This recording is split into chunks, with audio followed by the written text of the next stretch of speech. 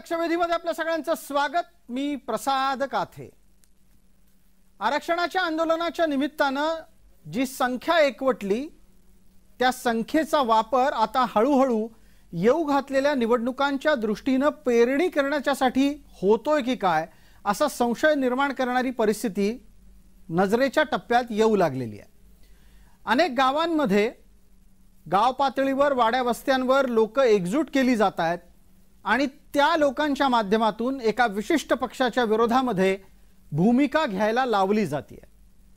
ही थेट आणि स्पष्ट भूमिका महायुतीतल्या तीनही पक्षांच्या बाबतीत एकत्रितरित्या नाही, तर ती फक्त आणि फक्त भारतीय जनता पार्टीच्या विरोधात आहे।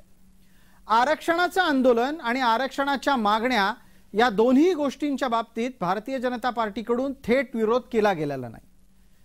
मराठ्यांना आरक्षण मिळेल, टिकणारं आरक्षण मिळेल हे सांगतानाच भाजप ओबीसींच्या आरक्षणाला धक्का लागणार नाही हे वारंवार सांगत होता आणि हे आज सांगितलं जात असताना भूतकाळामध्ये भारतीय जनता पार्टीचे मुख्यमंत्री असलेल्या देवेंद्र फडणवीसांनीच मराठ्यांना आरक्षण मिळवून दिलं होतं।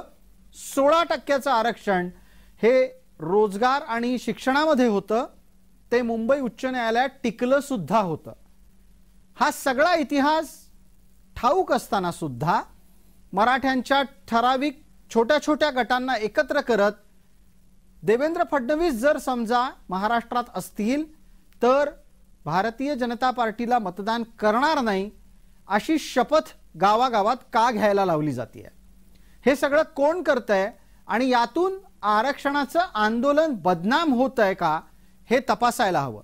कारण आरक्षणाचं आंदोलन हे समाजाच्या वतीने केलं गेलेलं आंदोलन होतं। ते आंदोलन एका पक्षाच्या विरोधातलं नव्हतं असं वरकरणी तरी आरक्षणाचं आंदोलन चालवणारी माणसं सांगतात। मराठ्यांना मराठा म्हणून पुन्हा एकदा आरक्षण महाराष्ट्रात मिळालेलं असताना आणि ते देणारं सरकार विद्यमान स्थितीत अस्तित्वात असताना त्या सरकारचा महत्त्वाचा घटक असणाऱ्या एका पक्षाच्याच विरोधात बरोबर अशा प्रकारची परिस्थिती राज्यात निर्माण कशी काय होती आहे? अर्थात ही परिस्थिती निर्माण करण्यासाठी विरोधक आहेत की आपल्यातलेच काही जण आहेत हे आता सत्ताधाऱ्यांना तपासावं लागेल। चर्चेच्या निमित्तानं हा प्रश्नही अत्यंत स्वाभाविकरित्या पुढे येतोच की ज्या पद्धतीने आरक्षणाचं आंदोलन पुढे सरकायला हवं होतं ते जरांगेंच्या हातून सरकलेलं नाही। त्यांच्या मुद्द्यांना सरकारनं आत्ता तरी थंड्या वस्त्यात टाकून दिलेलं आहे आणि असं असताना आपलं आंदोलन दुर्लक्षित होतंय हे लक्षात आल्याच्या नंतर केवळ आणि केवळ एकाच पक्ष आणि व्यक्तीच्या विरोधातला आरडाओरडा महाराष्ट्रात सुरू होतोय का आणि याचा परिणाम महाराष्ट्राच्या सामाजिक रचनेवर काय होईल हेही तपासणं गरजेचं आहे।